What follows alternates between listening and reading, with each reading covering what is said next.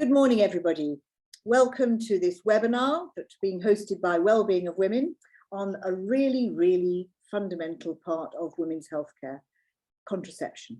So we've entitled this webinar, Let's Talk Contraception, because you're not going to be killed by PowerPoint today and lots of slides. We've got two fabulous experts who are going to be talking us through all the pros and cons of contraception. And I hope at the end of the 55 or 56 minutes that you will feel you've really learned an enormous amount about what's available, the benefits, the side effects, everything. So the good, the bad and the ugly we're going to talk about in the next hour. And I think it's so important. And one of the things that I wanted to share with the audience that in my new role, not just as chair of Wellbeing of Women, but as the Women's Health Ambassador, I have been arguing along with my colleague Asha Kasliwal, who's one of our panelists today, about how we can't actually make women's health work unless we've got a really good understanding and a good provision and easy access for women to contraception, because this is not just about preventing pregnancies. It's about planning fertility and ensuring that you're going to have successful pregnancies at a later date. It's also, as you will know, or I hope some of you will know, that many of the treatments for complex menstrual problems and disorders are based on contraception. And indeed, over recent years, you will have become much more aware of the fact that we often use contraceptive devices and techniques to help when we're managing women going through the menopause. So this is a really fundamental, important part of women's health. And I love the quote came from the Lancet, I think back in 2012 from John Cleland, which said, "Contraception is the single most cost-effective intervention in healthcare." Unequivocal. So with that, can I please introduce our two lovely panelists? Dr. Asha Kasliwal, who's both a friend and a colleague. We were presidents together of the faculty when she was president of the Faculty of Sexual and Reproductive Health and I was at the RCOG. Asha was a complete glutton for punishment because she went and got herself elected again to do a second term. And I'm delighted now she's finished that because she's also helping me with implementation of some of the women's health strategy and in particular the development of women's health hubs. She's been a really key part of ensuring that community gynecology has a name for itself and demonstrating how it's a most wonderful bridge between secondary and primary care. So her hub up in Manchester in Wythenshawe is somewhere I've already taken the DHSC team to visit, and it really is superb. I think everyone would like to be a woman visiting that women's health hub. So she's going to tell us a lot about contraception, and then Alice Pelton, who is the chief executive and the founder of Lowdown, which is the world's first review platform for contraception. I think she jokingly says she's dubbed it the TripAdvisor for your vagina.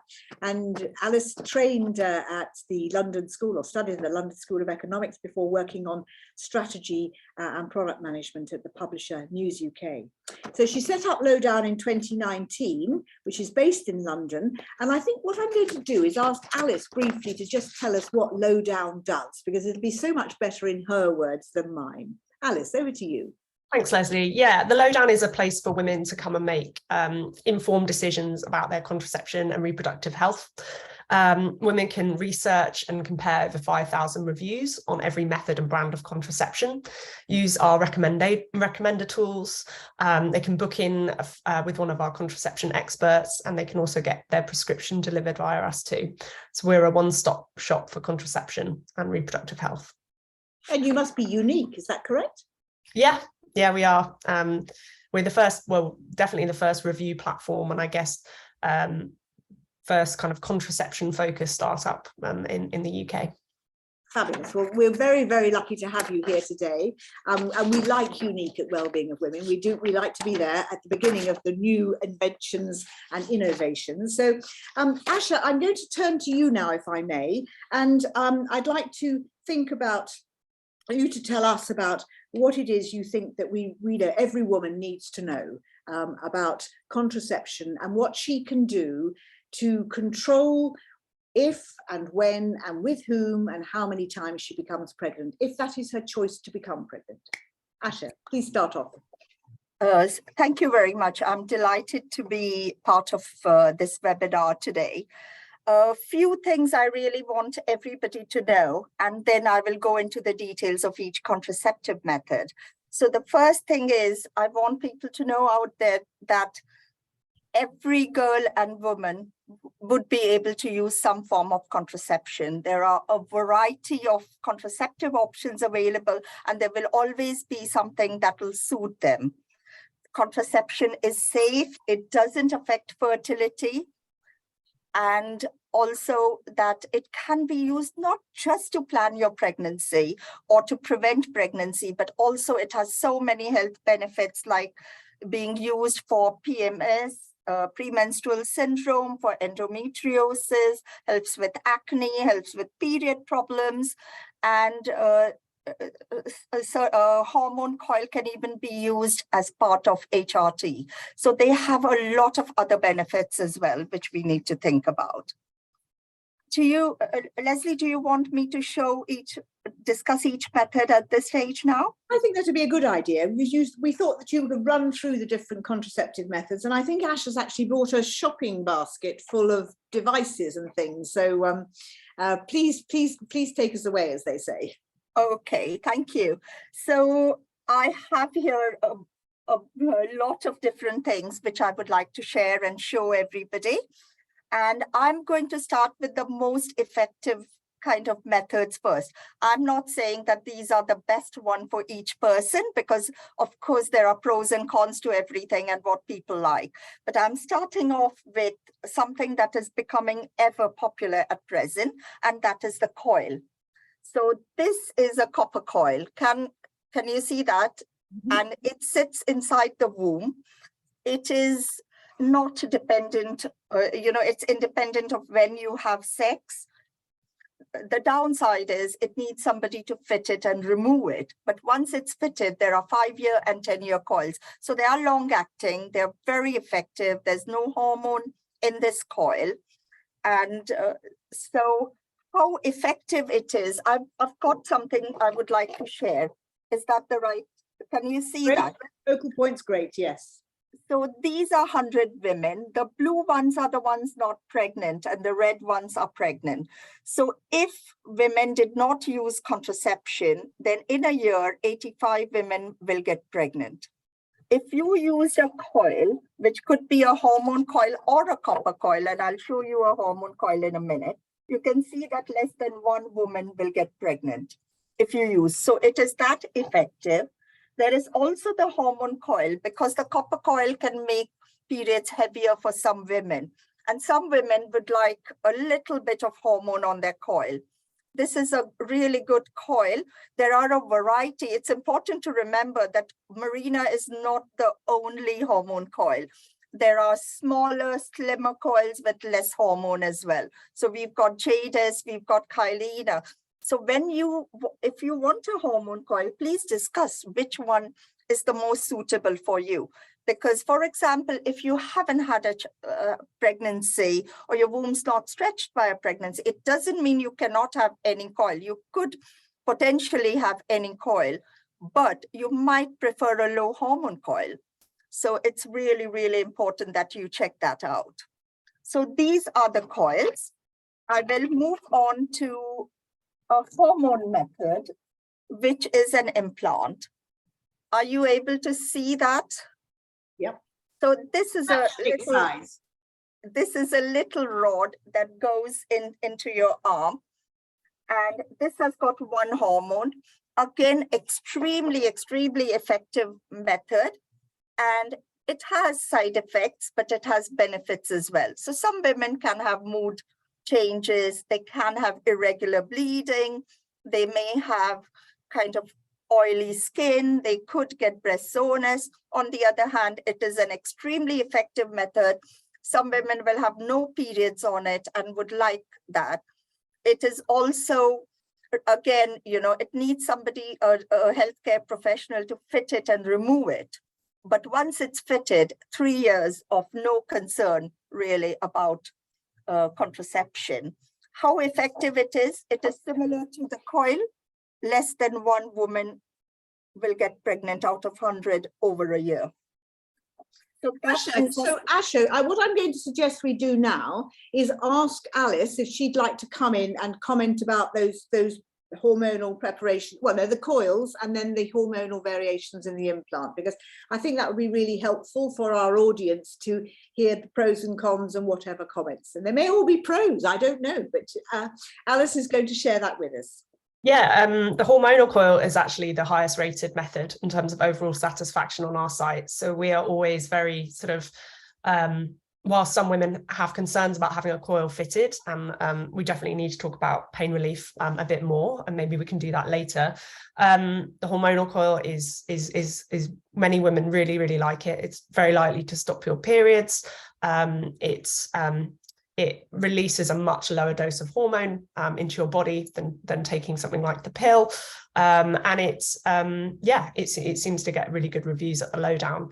The copper coil is increasing in popularity because it's the most effective, long-acting, non-hormonal contraceptive we currently have. Aside from asking your partner to get a vasectomy, it's really kind of the best there is. But yeah, the heavy bleeding, it can't be ignored. I think about 60 to 70% of women who review that on our website report that their periods do get heavier. And also cramping pain as well. Some women tell me that they get cramping pain with it. Yeah. Which is interesting, and just to emphasize to our audience that the Mirena or the JDES or Kylina equivalents, I mean, they do all the opposite things to what a copper coil has side effects with. So they dampen down the periods. They're marvelous for pelvic pain as well. Sorry to interrupt, but I just thought it's such an important thing to be mentioning, isn't it? They're two different beasts, although they're obviously inserted in the same way. They are very different in terms of their side effect profiles, and you should be aware about the copper coil and the heavy bleeding, because some women just really don't like it, or if you've got heavy periods already, it might not be best to get something like the copper coil. And the implant, just before we go back to Asha, the implant. So it's kind of about number sort of 5th or 6th in terms of our satisfaction rating. So it's not right at the top.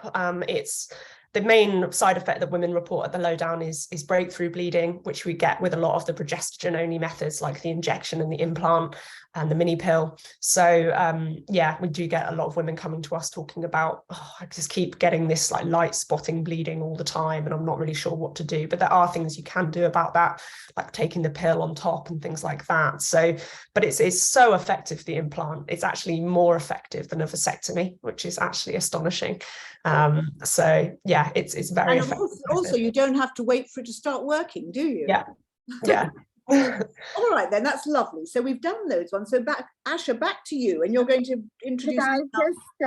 Leslie, just say something about the coils here before we move on. So the copper coils getting ever more popular because there is no hormone, but it's quite important to realize that the amount of hormone in a hormone coil, particularly if your periods become heavier, is very, very low. So with the Mirena, it's a quarter of the mini pill in your blood. With the Kylina, it's almost a 10th of the mini pill in your blood. So it's that kind of, works locally, very little in your bloodstream. So even the hormone coils are very, very low, in what is in your blood. I think it's quite useful for our audience to remember as well that because the womb wall is so thick, actually the effect of the progesterone in the Mirena or the hormonal coil is just a local effect, and that's why it's so fantastic for managing pain and heavy bleeding without having much absorption into the bloodstream. So just to add to that. Great. Okay, Asha, thank you. And hopefully we'll get a bit of a chance to talk about pain relief during coil fittings. It's quite an important issue, and recently a lot of awareness around it, and I'd really it'll be great if we can talk about it a little later on. Okay, so just before we go on, I'm just going to say to our questioners, because we're getting lots of questions about it. So what we're going to do is to carry on talking about the various methods and side effects until about 12:30 or just after. And then we're going to go through all of the questions. We'll get through as many as we possibly can. And I will pull them out of the chat and ask our two fantastic panelists. Sorry, Asha, sorry to interrupt you. But I just wanted to reassure people on the chat who are putting in their questions that we're not ignoring them. Yeah, okay. So moving on, and I can see some really interesting questions. So we hope, to cover as many. So I'm moving on to the injections, and it's important to remember there are two types of injections. One is which you need a healthcare professional to give you. They are every 3 months. They're similar hormone to the implant. They're equally effective, but they are both equally effective, but one of them is a self-injectable. So after the first one, after we show them, and that can be shown on video, it can be shown in person, women are able to self-inject it. So it's quite important to know that there are two different injections, and one needing healthcare professional, one self-injected. Both are 3 monthly, and they have the progestogen hormone. So the side effects can be similar bit to the implant, but the failure rate is slightly more than the implant. So I don't know if you can see that, but Yep. it's in a typical use about 3 in 100. So slightly, the implant is extremely effective, less than 1 in 100. But this is because it's more user dependent. That is the reason for that. So, okay. So moving on to the pills, and I am sure Alice will have a lot to say about the pills, but there are really two main groups of pills. One is the combined pill, which is taken 3 out of 4 weeks, although the everyday pill is also available. There's nothing to show in a pill packet, but I've still got it here. And then there is the mini pill, which is the progestogen hormone, which is an everyday pill. Now, in terms of effectiveness, the combined pill or the mini pill, again, in a typical use, the effect is, typically, can you see that 9 women out of 100 will get pregnant? We know they are very effective if taken properly, less than 1 woman in 100. So will get pregnant. So 1 woman would over a year. But we know that we forget, we have missed pills, we forget to take them. We don't sometimes carry them if we are going somewhere. And that's why it's 9 in 100. Between the mini pill and the combined pill, both are, as I said, equally effective, but there are differences. So the combined pill is really good for acne, for period pains, period problems. It's good for premenstrual syndrome. So it's got a lot of other benefits the combined pill has. At the same time, there is a risk of clots, which is not huge. It is about 5 in 10,000, but it exists. So it may be that certain women cannot take it. So it needs a healthcare provider to be sure about your history and making sure that it's okay to be taken. The mini pill is generally pretty safe, and most women, there are very, very few women who can't take it. So that is the difference between the two kinds of pills. Now, just before we finish with this, I want to show you 2 things. One is a ring. And this is inserted in the vagina and kept for 3 out of 4 weeks. And it is similar hormone combination as the combined pill. And again, so the side effects, etc., are similar, except it's a different way of delivering it. And then we've got a patch. And a lot of discussion has been going on about why this patch is pink and not clear. And we hope that the manufacturers come up with a clear patch for all kinds of skin. And the faculty has been kind of lobbying for a clear patch. I don't know if you're able to see that, but that's a little patch. It's important to know that these two have the similar hormone combination as the combined pill. So all the kind of reasons for not being able to take it will remain the same, except that the route is different. Some women prefer this kind of delivery, and the effectiveness is also similar. Do you want me to carry on? Yeah, well, I think it'd be nice if we could ask Alice now for some comments about various pill delivery methods. Thank you, Alice. Yeah, the pill, although we probably heard quite a lot of kind of backlash about the pill in the last 3 to 5 years, and people coming off the pill and talking about that, it's still one of the most popular methods in the UK and across the world. It makes up, about 50% of the reviews at the Lowdown, and we have, I think, over 36 brands of combined pill, and I think around 10 brands of progestogen only pill. It feels quite overwhelming when you look at that list of brands and you think, oh God, I don't know which one to choose. But what you quickly realize is a lot of them have the same hormonal ingredients. They're just called a different brand name. And when you can dig into, if you look on our website, you can look at the different hormonal ingredients, and you can dig into the fact that most of the combined pills have the same type of estrogen in them and just a different type of progestogen. And it's that type of progestogen that can sometimes impact your side effects. So if you're not getting on with one type of combined pill, you can move into trying different types based on the progestogen type and whether the estrogen is kind of high, low, or medium level. So it's a bit of a game of chess, but there is absolutely options for you if you're on a brand of pill that you maybe aren't feeling like you're getting on with. Don't despair. We can help you kind of find the right one for you. And then on the progestogen only pill, it's a little less complex. There's really only kind of 3 groups, maybe 4, because there's a new type of POP coming out soon, I think. Is that SLIND? Is SLIND a POP? Yeah. But basically there's sort of 3, at the moment, there's 3 main types of progestogen only pill, the old way and the new way. And most of us are taking the new way, which is a desogestrel based pill. And most of people will have heard of the brand Cerazette. So yeah, the groups and the brands are quite overwhelming, but don't despair. There's lots of interesting stuff that we can unpack about what these different hormones can do and what different women are reporting in terms of side effects. And the pill is still a great option for if you want to try out contraception. You can stop it and start it really easily. It's not like getting a coil fitted where, it's harder to get it removed sometimes. So yeah, that's why a lot of people start by taking the pill.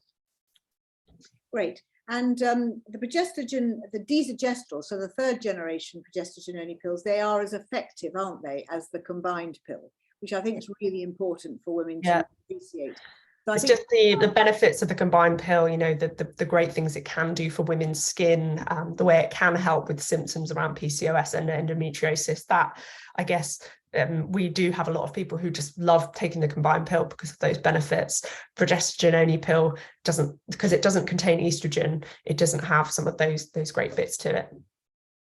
Great. Okay. Lovely. Ash, the progestogen only pill, Leslie, can even be taken alongside HRT because HRT does not prevent pregnancies. So there are benefits of taking the mini pill and, can be taken up to the age of 55.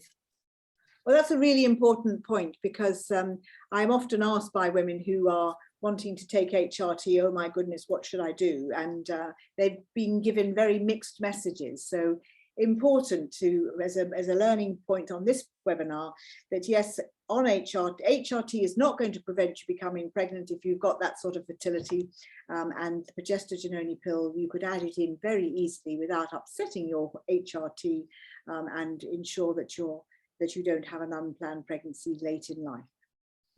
Okay, so ladies, Asha, are there any other things that you'd like to discuss in terms of fertility awareness and barrier methods? Because I think that's important, because there's so many apps, aren't there, on websites now and blogs all about, oh, you can do this and you can put this app on your phone, and yet you and I in our clinics are seeing umpteen women who say, well, this is completely unplanned, and I thought that my period tracker and my LH tracker was going to protect me from this. So let's have a bit of your view on all of these, being fertility aware. Okay, so clearly using a method is better than not using any method, because we've seen 85 women in 100 will get pregnant in a year.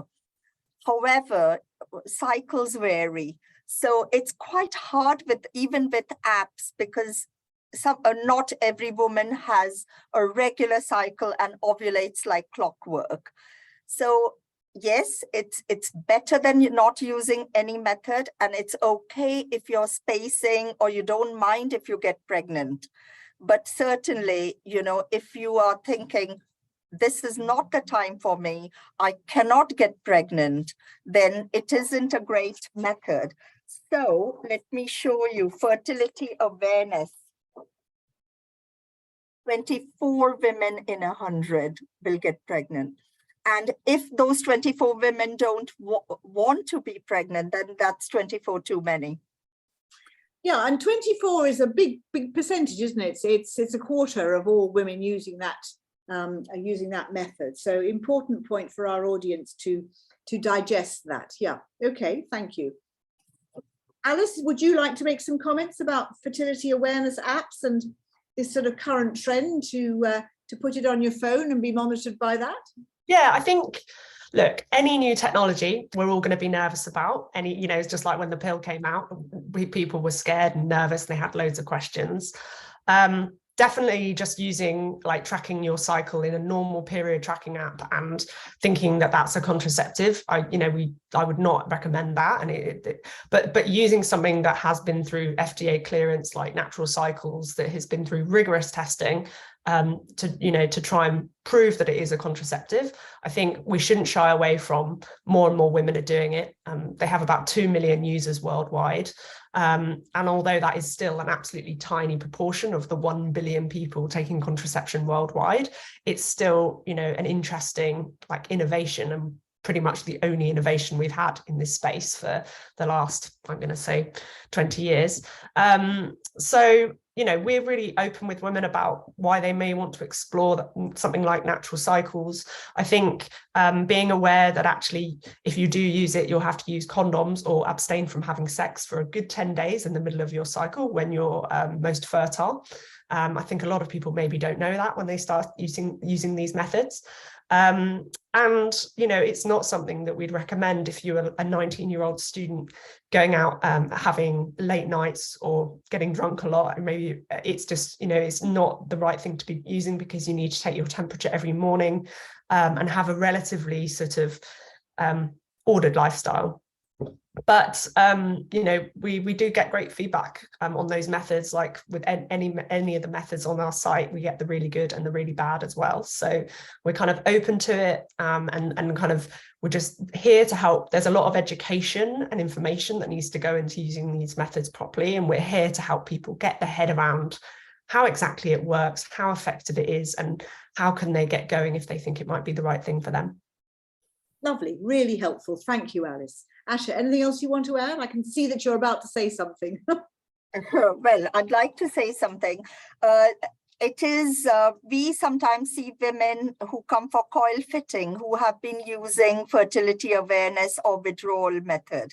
And because we are fitting something inside their womb, we need to be fairly certain that there is no chance of pregnancy.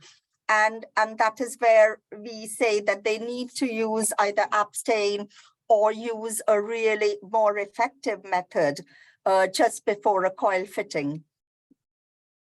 And also the fact that they're coming for a coil means that they don't want to get pregnant as well. So it's not uncommon for women to be using withdrawal method, which again has similar, 22 in 100. And fertility awareness 24 in 100, but we couldn't fit a coil then if we thought they were at risk of pregnancy.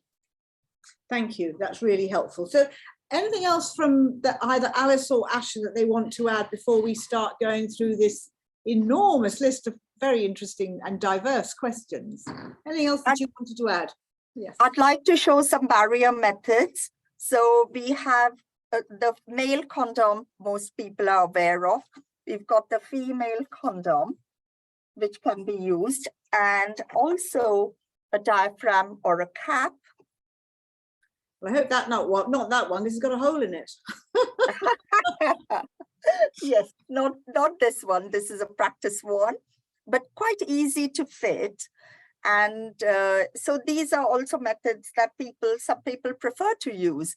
And with condom, again, the effectiveness, 15 pregnancies in 100 with typical condom use. I mean, obviously important to put it on before penetration, check it afterwards. And most people are okay, particularly if they're spacing a pregnancy.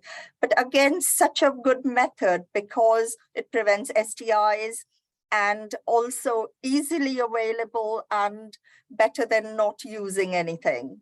So, yeah, just wanted to add those. No, thank you very much, Asha. So I'm not going to, it's not that I've forgotten all the previous questions, but I think it's particularly relevant. One of the last ones I've seen here. How do we educate young women who don't wish to use contraception or don't believe in it for whatever reasons? I'm involved in youth work, and more often than not, they're not aware of how their cycles work, what pregnancy risks can occur, especially if they've already been pregnant. So thank you, Carmen, for that to our host and panelists. Alice, what would you like to start off with that one? How are we going to educate young women? Because I think that's absolutely crucial, isn't it? Yeah, absolutely. To be honest, I think it's about being, we were going to talk about social media, and I know that people are often scared about directing young people to social media, but just to kind of explain, like, what we do on social media is try and explain complicated, scientific-y, jargony, complex things in relatable ways that young women can relate to. So, you know, if you were to direct them to get the lowdown, which is our Instagram, all of our content is checked by medical professionals, but it's presented in the way that, you know, someone in their late teens or early 20s will relate to and understand.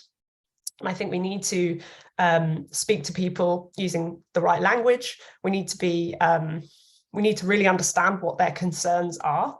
And we spend a lot of time listening to people's feedback at the lowdown. It's pretty much the bread and butter of everything that we do is, what does the average person on the street understand? What do they really care about? And how can we help speak to them and talk about their concerns using their language? So I think there is a role for using platforms that they're already using and directing them to where there is reliable but relatable content that they can consume.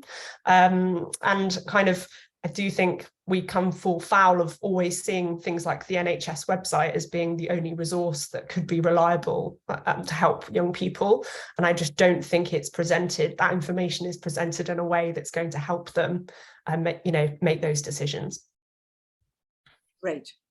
Right, that's really, really, really important, I think, because what do you think are the most, what are things that most negatively affect young women's wishes to use contraception, reliable contraception? What do you see from your position at Lowdown is the most difficult thing to try and, the barrier that you see? Yeah, I think most people, the story I've probably heard now about 4,000 times is, I was put on the pill at 16 and then I realized I had side effects and I came off it, and then I went through a journey of trying to find the right thing for me. So I think there's a feeling of like lack of control around that initial decision, because I don't think a lot of people feel like it is their decision about what method they go on if they need to potentially start using contraception. So I do find that narrative can sometimes impact the way that women have a relationship with contraception as they go into the early to late 20s. And I think it's really important that, healthcare professionals are just aware of that and know that the time is super short, but there are resources and places that you can send women to kind of before or during or after an appointment to try and help them get up to speed with all of this information that's coming at them, and to try and make the right decision and feel like they're in control of that decision. So I do find kind of that initial interaction can often put people off. And then you've got side effects, lots of myths around hormones, women who believe that it may impact their fertility, all of these types of concerns that we hear, or myths like, if I take the morning after pill too many times I become infertile, which is just not true. These sort of things pervade in your late school life as you start speaking to women and other friends about things. And it's really important that we can kind of crack down on this and just explain to people that these just simply are not true, and there is no evidence that suggests those things are the case. Great. So quick summary, there's a contraceptive method out there for everybody, and if the first few don't work, you've got to keep trying, and you've got to find a lovely gynecologist, or you've got to go to Lowdown and look at all the consumer feedback until you find the right one for you. but please get yourself in control of your fertility so that you can decide if, when, with whom and how many times you become pregnant or choose not to become pregnant. Now, I'm just going to ask you here, because I think it's related to the fertility awareness method. So Zoe's asking, can you please clarify the pregnancy rate with the fertility awareness method? I'm surprised it's higher than withdrawal.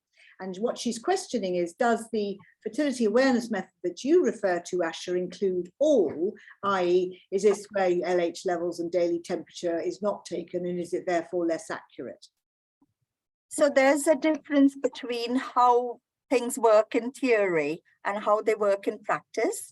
So this is, this is evidence-based from researching how it works typically in practice.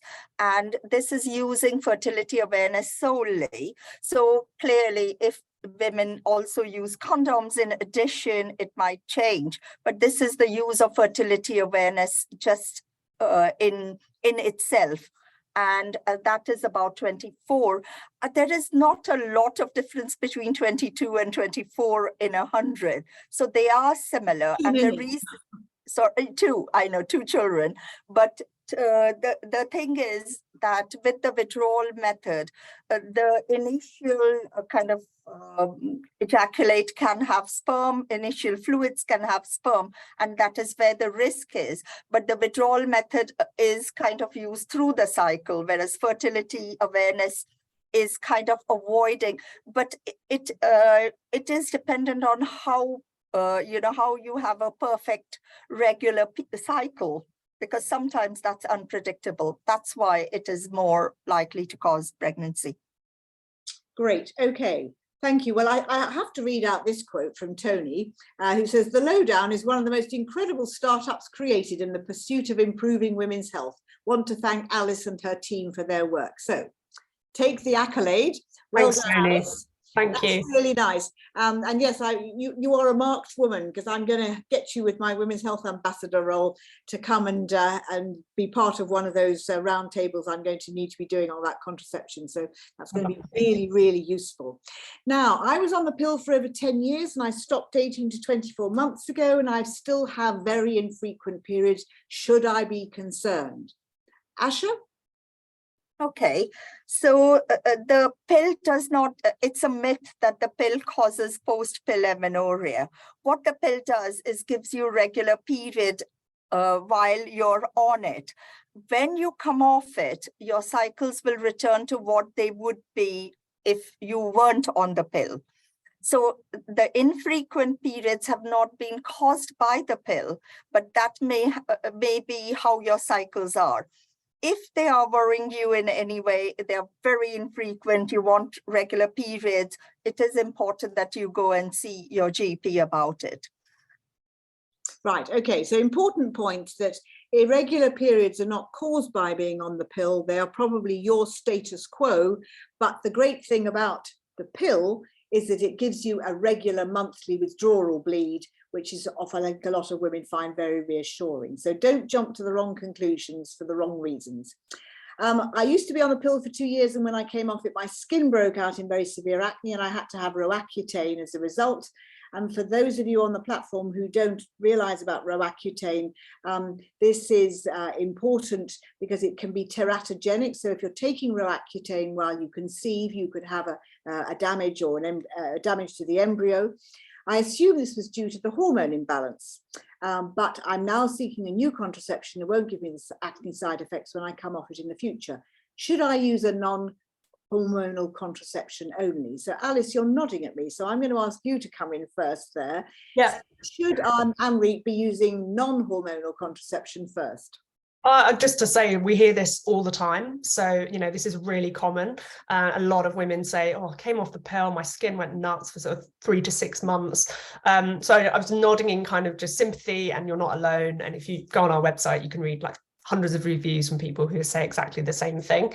I'm obviously not a doctor, but, the benefit of trying something non-hormonal is you're not going to kind of add anything else into the mix or come off anything, which could change the way your skin is reacting. So yeah, that sounds like a good plan, but it needs to be what's right for you.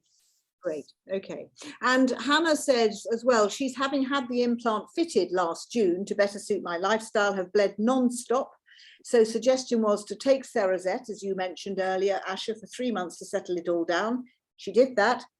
But when she stopped the Cerazette, the bleeding returned. So her question is, does she continue with the status quo and take the Cerazette, or is it time to get the implant removed?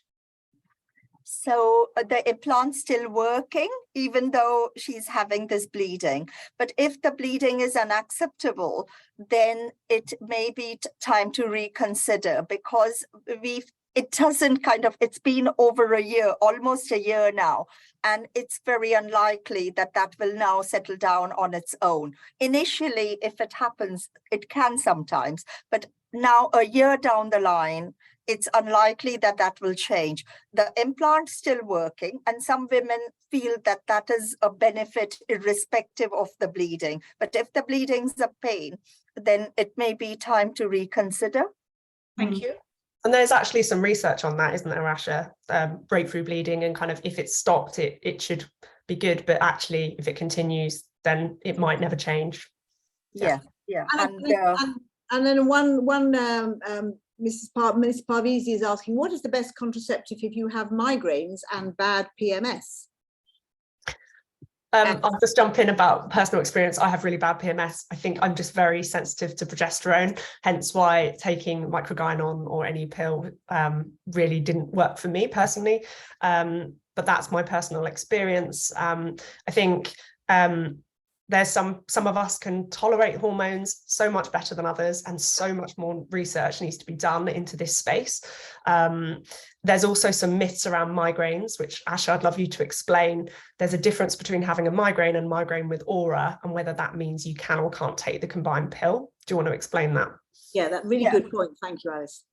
So yeah, as soon as somebody sees migraines, they kind of alarm goes off, and it's really important to tease that out, particularly with the combined pill. There are some contraindications, and it's important to make sure that it is a genuine contraindication.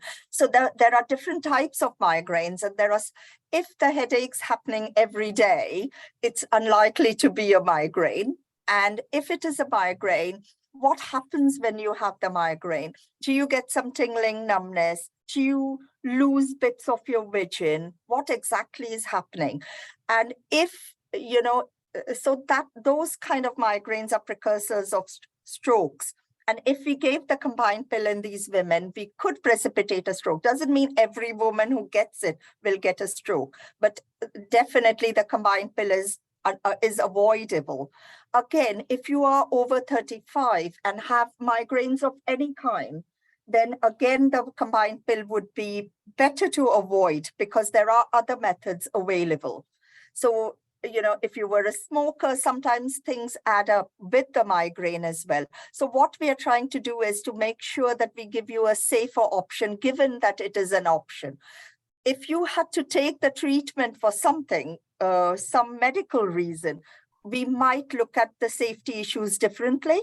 But for contraception, we are comparing it to kind of what will happen if you get pregnant instead, what other options are available. And that's why we ask you to avoid. Okay, fine. And specifically, can you just define aura for us?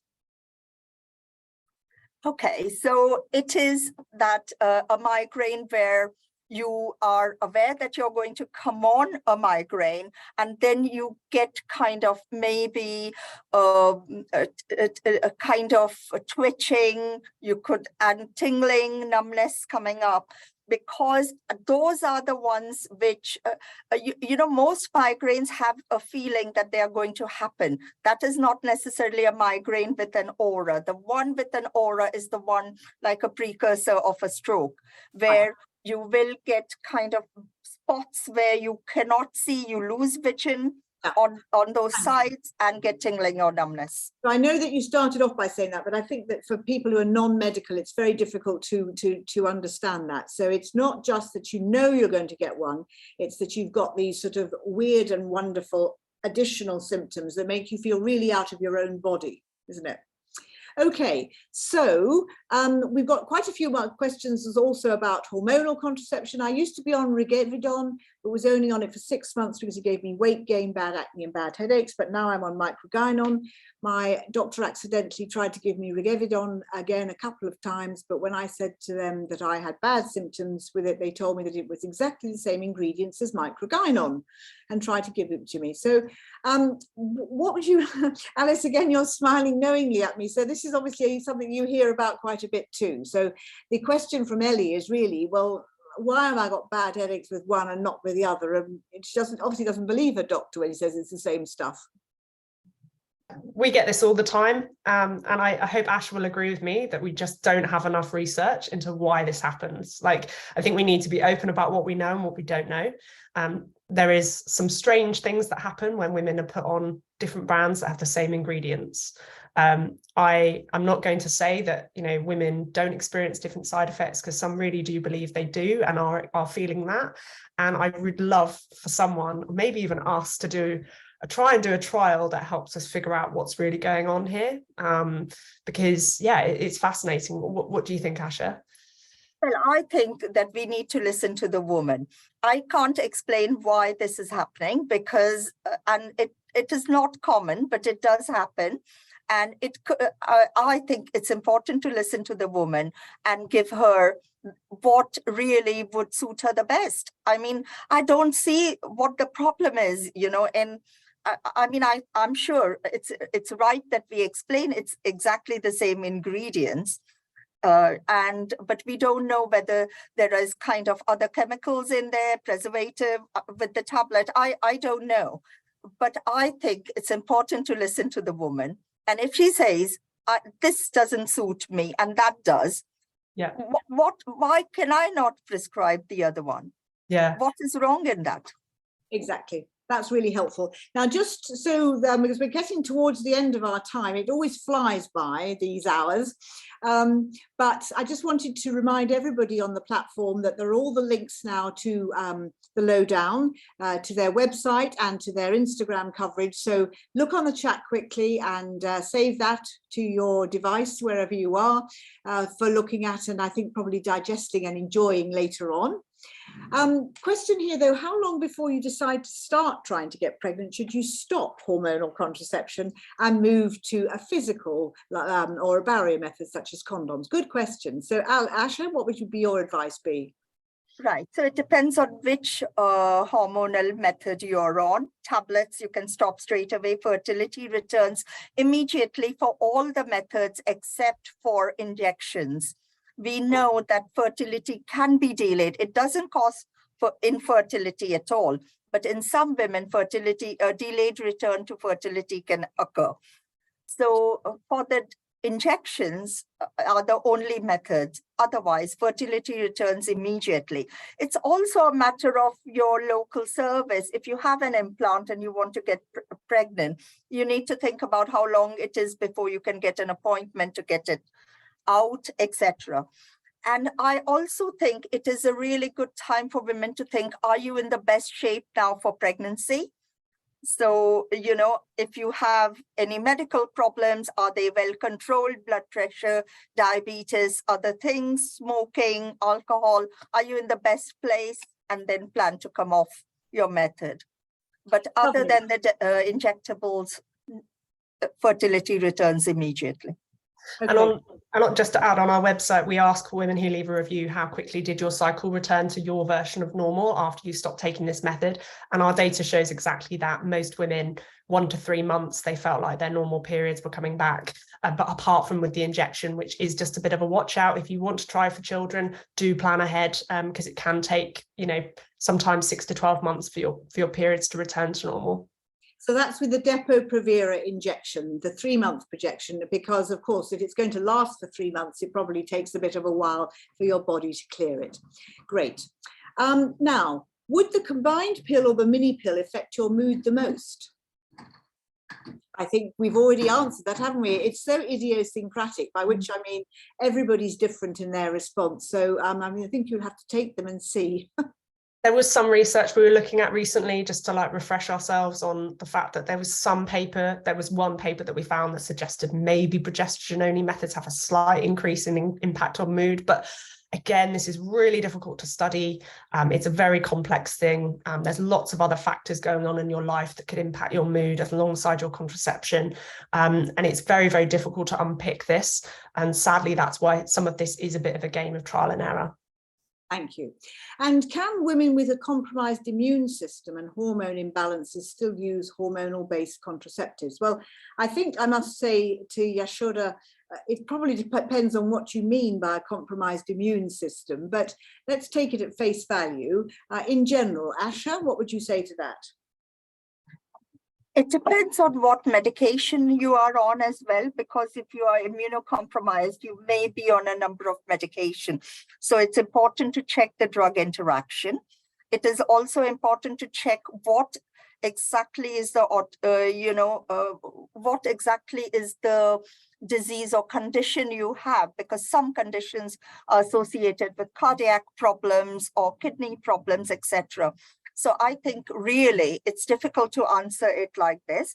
It isn't a no, because a lot of hormonal contraception would be suitable for immunocompromised women, but it would need a healthcare professional to look into it, because sometimes the drug interaction itself might limit what exactly you can take. Yeah, so Yashoda, if I may interject there, I think it's really important that you go and see somebody who deals with complex and expert, an expert who deals with complex contraceptive requests, because it's important that you get it right and that you've also got protection of becoming, having an unplanned pregnancy. The other one I wanted to get to was that I've read the Mirena coil is good for perimenopausal women due to the hormone it releases. Can you confirm and explain a bit about this, please? Well, I can do that bit. So it's wonderful, I think, the Mirena coil. And I think both Asha and Alice gave it a fantastic write-up just at the beginning of this webinar. But the thing about the perimenopausal woman is that she's often not ovulating regularly. So she's not often not producing the same amount of progesterone. So in the perimenopausal years, you're more likely to build up polyps or a rather thickened womb lining or endometrial lining. So because the Mirena coil is releasing progesterone, that's going to help you with making sure that the womb lining is nice and thin and it's not becoming overactive. And it's also going to give you protection against pregnancy, as we were saying earlier, because it's contraceptive. And of course, the best thing, and I would say this, wouldn't I, as a menopausal woman, if you have a Mirena coil, which I do, you can then have your estrogen patches or your estrogen gel and take transdermal estrogen, and knowing it's the safest way to deliver combined hormone replacement therapy to women in their postmenopausal years when they have symptoms that they need. But the answer to your question, Kirsten, is that the hormone progesterone in the Mirena is helpful for women in the perimenopausal years who sometimes start to have non-ovulatory cycles and therefore can get thickening. And you don't want to present with irregular bleeding and have to go through the hoo-ha of a hysteroscopy and a biopsy if you don't need to. Which reminds me, Alice, we were going to say something, weren't we, about pain? And I think we get a lot of queries about this. In fact, I'm going to run a round table for the Women's Health Strategy team about pain for procedures. So I must invite you to come and contribute to that as well. You're going to regret you ever met me. I'd love to be involved. This is like my favourite topic. Yes. So let's have a few comments about that, shall we? Pain and hysteroscopy and procedures and earlier comments about inserting coils and pain, which I haven't got round to. So let's bite them all off together in the last few minutes we've got. Yeah, so we know that the coil is a really great method, but we know a lot of people, and only about 30% of our audience are open to getting one, and a lot of people are scared about the pain of the procedure and the fitting. There are pain relief options, and thanks to all of the press coverage that this got last year, was it the year before? I can't remember. There are things that you can do and you can ask for before you get a coil fitted. There's obviously over-the-counter pain relief. There's numbing gels and creams. There's a Lycodene spray, which research shows can really help reduce pain, which is very exciting. There's also, they're called blocks or blockers, which are like injections that are inserted into your cervix or around the nerves around your uterus. There are options. Do not put it off because you are worried about this. You can speak to whoever you're going to get your coil fitted with before you get there to ask them what options they have available. If they don't have the pain relief options that you would like available, find somewhere else. They will. You know, it's your right to go somewhere that you feel comfortable is going to give you the best experience. And then we have a blog on the Lowdown website. If you Google the Lowdown on coil fitting, we've laid out all of the things that you should ask for or that you might need to know before you get a coil fitted. The second point I'd like to make on this is this isn't just about pain relief, it's also about preparation. Anyone who's gone to get a coil fitted that was surprised, shocked, or didn't know what was about to happen has probably not had a good experience. If you go fully prepared, if you're the type of person that likes to know what's about to happen and, you know, wants to be talked through the procedure, that can happen. There's also videos and resources you can read up on what's about to happen before you go into the room.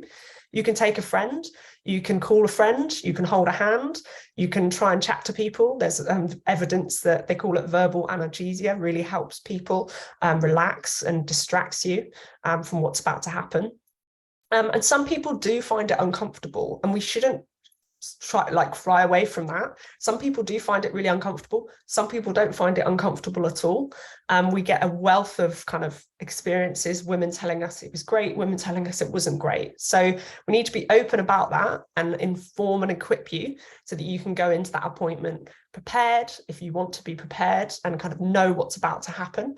And actually, it is such a great method that if you can go through that half an hour of potential discomfort and a bit of nerves, you can come out at the end of it with a method that's going to last you 5 years, and hopefully something that you'll get on really, really well with. So we've got videos on our highlights about coil fitting, and we've got blogs on our website all about what to expect and how to prepare, but there's lots of resources out there. And I think the training around what pain relief is offered and more people being, you know, taught how to use the sprays and things like that, I think should hopefully make a really big difference to this experience.